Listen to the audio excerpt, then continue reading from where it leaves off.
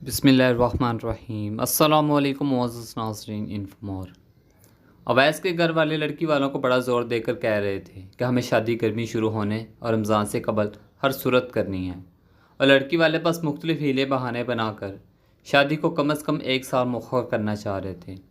मुमकिन था कि मंगनी लड़के वालों की तरफ से ख़त्म हो जाती कि इन लोगों को भी अपनी बेटी के ससुराल वाले मजबूर कर रहे थे कि हमें जल्दी शादी करके दें।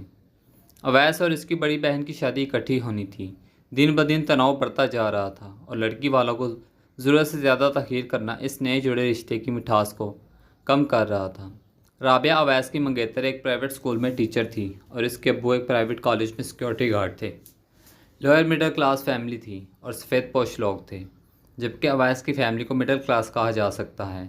इनके घर मुनासिब सी गाड़ी थी, 2 अदद AC और सोलर सिस्टम वगैरह लगा हुआ था। अवैस की एक मल्टी नेशनल फर्म में अच्छी मुलाजमत थी, लगभग 1 लाख रुपये तनख्वाह थी। अवैस के अब्बू और 2 भाई भी कमाने वालों में शामिल थे। 3 माह मंगनी को हो गए थे, मगर अभी तक दोनों की आपस में एक बार भी कॉल या मैसेज पर बात नहीं हुई थी। दोनों ही इस सोच के हामी थे कि शादी से पहले रब्ता करना अच्छा नहीं है, और दोनों ही इस पर अमल कर रहे थे।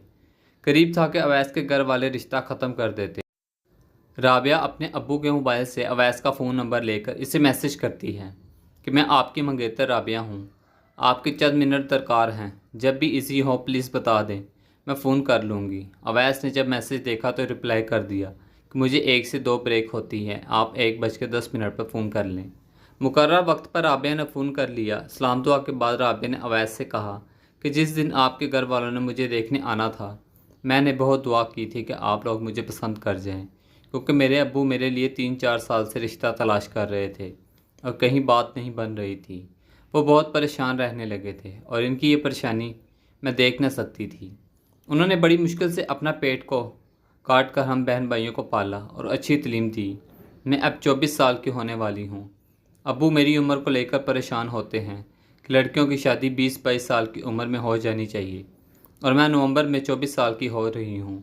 तो मैंने शुक्राने के नफल पढ़े हैं जब आप लोगों ने फ़ोन करके कहा कि हमें लड़की पसंद है। मेरे घर वालों को तो आप पहले ही पसंद आ चुके थे। मुझे नहीं मालूम हमारा ये रिश्ता पुख्ता है या ख़त्म हो जाता है।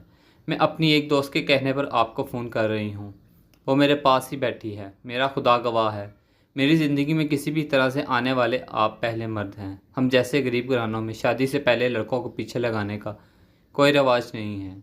1-2 कज़न्स ने अप्रोच किया, मगर मैंने इनको साफ कह दिया कि मेरे अब्बू ने आपके साथ शादी नहीं करनी, तो भाई आप अपना और मेरा टाइम ज़ाया ना करें। चंद माह फिर भी पीछे पड़े रहे।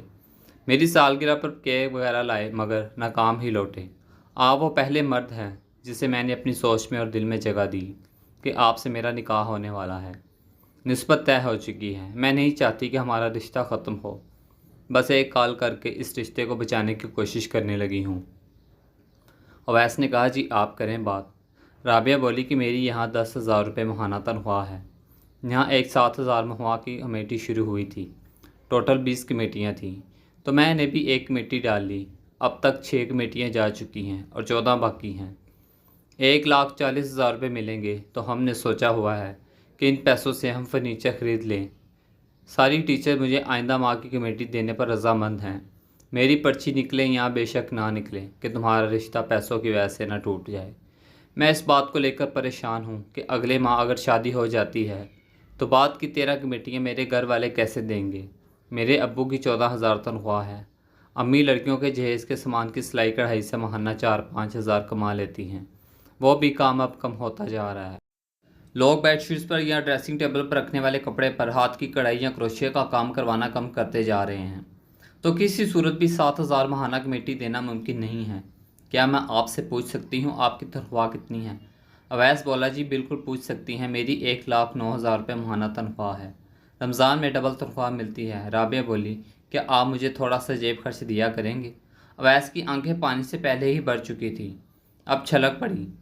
डुबडुबाती आवाज़ को कंट्रोल करते हुए बोला, हाँ बिल्कुल दिया करूँगा, वो तो सभी देते हैं। राबिया थोड़ी सी खुश हुई कि कितना आपने सोचा हुआ है। अवैस बोला, जितना मेरी बीवी कहेगी इतना ही दे दूँगा। मैं सच में आप ऐसा ही करेंगे? जी सच में कह रहा हूँ। अच्छा, आप अपने घर वालों को भी बताएंगे कि आप मुझे जेब खर्च देते हैं? नहीं, मैं बिल्कुल भी नहीं बताऊँगा। हाँ प्लीज़ इनको तब तक ना बताइएगा जब तक मैं نہ کہوں۔ وہ پھر ساس پوچھتی ہے کہ کتنے پیسے جمع کیے ہیں، ان سے کچھ بنا لو، اور میرے پاس تو پیسے جمع ہی نہیں ہونے۔ اچھا تو کیا آپ مجھے 4,000 جیب خرچ دے سکتے ہیں؟ رابعہ کے پاس بیٹھی اس کی دوست انم نے اسے اشارہ کیا، اصل بات کرو، اب سب لوگ جا رہے ہیں، اسکول خالی ہو رہا ہے۔ اویس بولا، بس 4,000؟ جی بس 4,000، وہ میں امی کو بھجوا دیا کروں گی۔ امی کہہ رہی ہیں کہ میں گھر خرچ سے بچت کر کے 3,000 بچا لیا کروں گی اور کمیٹی چلتی رہے گی۔ بس 1 سال کی ہی تو بات ہے، 13 ماہ میں 4,000 ماہوار ہو تو 52,000 روپے میں اپنی امی کو دوں گی، اور یہ پیسے میری امی کمیٹی ختم ہونے کے 1 سال بعد مجھے لوٹا دیں گی اور میں آپ کی امانت دے دوں گی۔ اگر آپ ایسا کر لیں تو میں ساری عمر آپ کی شکر گزار اور احسان مند رہوں گی، اور ہمارا رشتہ بھی نہیں ٹوٹے گا۔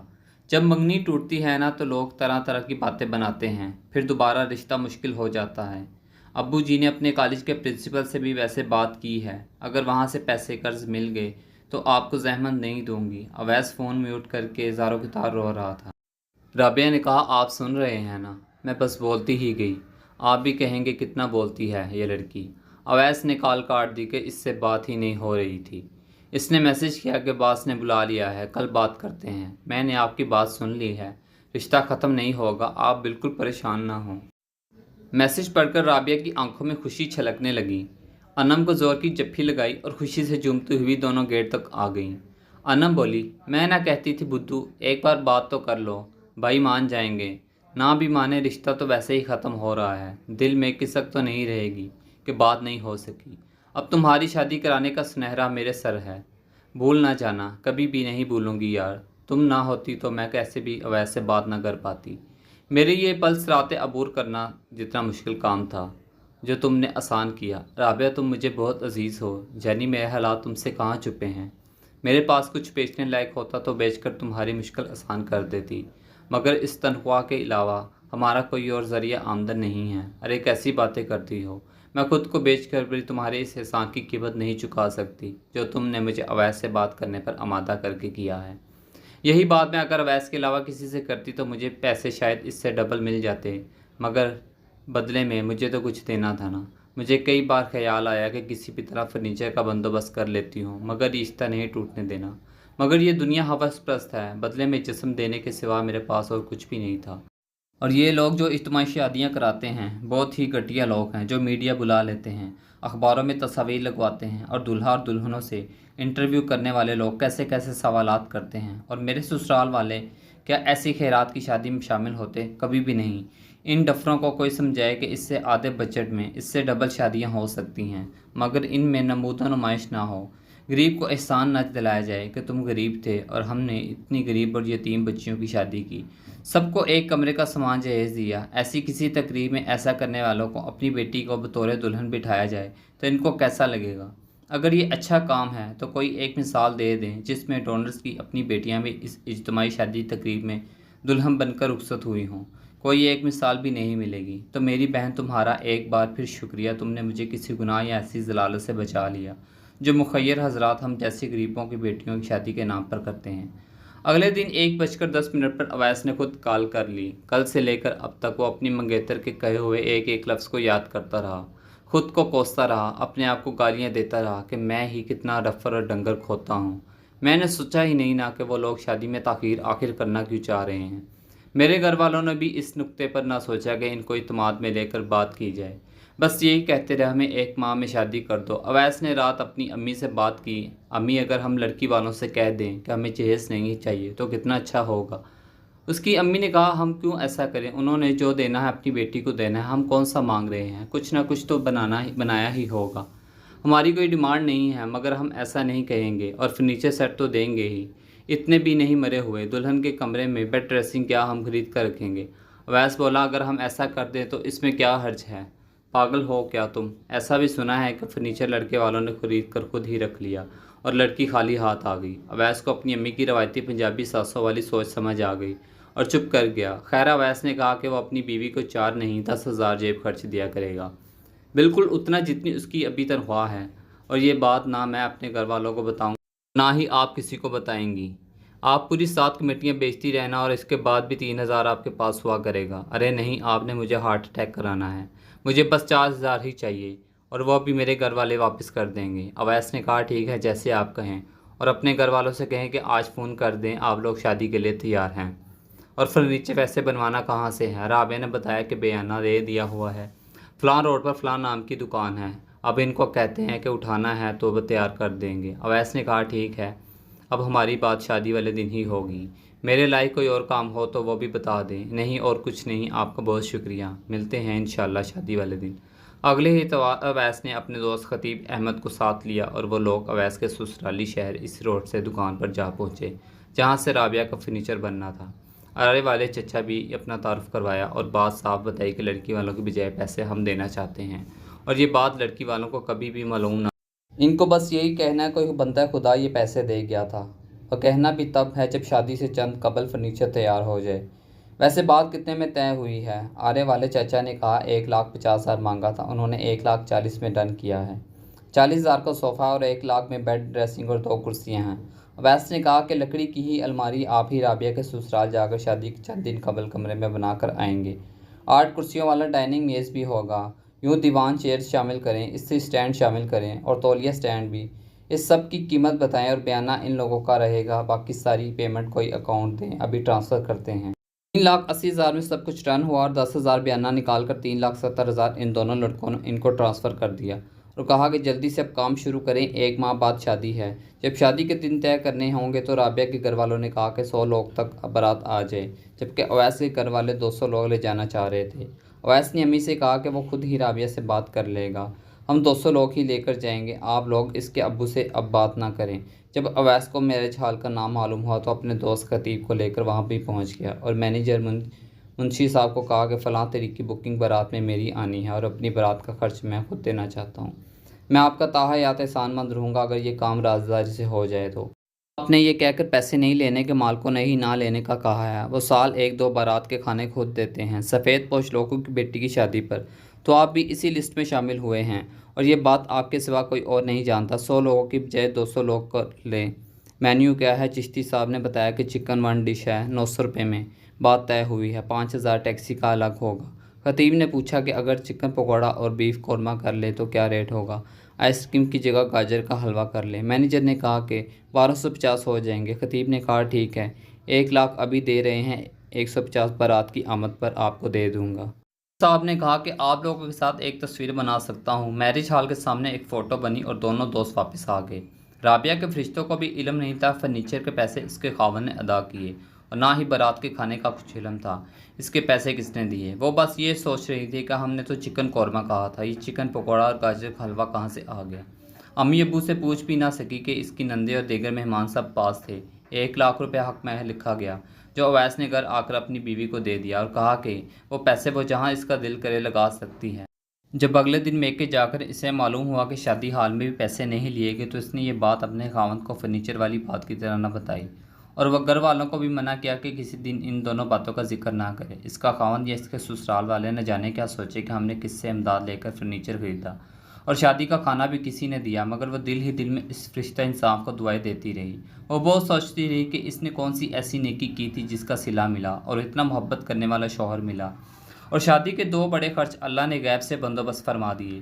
اس کی کوئی نیکی یاد نہ آئی، بس ایک ہی اچھا کام اسے یاد آیا کہ وہ گھر میں ٹیوشن پڑھنے آنے والے بچوں میں سے ایک بچے کو بصارت سے محروم تھا، اسے فری پڑھایا کرتی تھی۔ وہ بچہ ایک اسپیشل اسکول میں پڑھتا تھا اور ٹیوشن کے لیے اس کے پاس آیا کرتا تھا۔ اس کو پڑھانے کے لیے وہ ایک بار اپنے اسکول سے چھٹی کر کے پورے دن کے لیے اس کے اسپیشل اسکول بھی گئی تھی کہ یہ ہارڈ کاغذ پر کوئی سوئی سے جو نقطے نکالے جاتے ہیں اس سے الف بے اور اے بی سی کو سمجھ سکے، اور 2 سال تک اس نے اس بچے کو بالکل فری پڑھایا تھا۔ اویس پر اپنی شادی کا 5,00,000 قرض چڑھا جو اس نے اگلے 2 سالوں میں تنخواہ سے پیسے بچا کر اتار لیا۔ اویس کی امی کا انتقال شادی کے 3 ماہ بعد ہی ہو گیا۔ اس نے اپنے گھر والوں کو اور رابعہ کو بعد میں سب کچھ بتا دیا۔ اس کے مطابق اگر یہ بات کسی کو نہیں معلوم ہونی چاہیے تو وہ اس کی اپنی امی تھی جو زندگی کی کسی موڑ پر اپنی بہو کو یہ طعنہ مار سکتی تھی کہ ساس اور بہو کا کوئی سمجھے تو ماں بیٹی کا رشتہ ہے، کوئی نہ سمجھے تو کوئی رشتہ ہی نہیں۔ اب جب وہ زندہ ہی نہیں رہی تو اس نے اپنے ابو اور بہن بھائیوں کو بھی تھوڑا بہت بتا دیا اور ترغیب دی کہ ہم اپنی دیگر شادیوں میں بھی ایسا ہی کریں گے، بہنوں کی شادی پر لڑکے والوں کو بھی جو مدد کر سکیں وہ بھی کریں گے، ان کو ہر ممکن آسانی دیں گے، اور بھائیوں کی شادی پر لڑکی والوں کا جو ہاتھ بٹا سکے وہ بٹائیں گے، اور یہ نصیحت ہم اپنی اگلی نسل کو بھی کریں گے۔ آج اویس کی شادی کو 6 سال ہو چکے ہیں۔ وہ لوگ والدین نہیں بن سکے، مگر ان کی محبت اور خلوص قابل رشک ہے۔ وہ اس کام میں دیر کو خدا کی کوئی مصلحت مانتے ہیں۔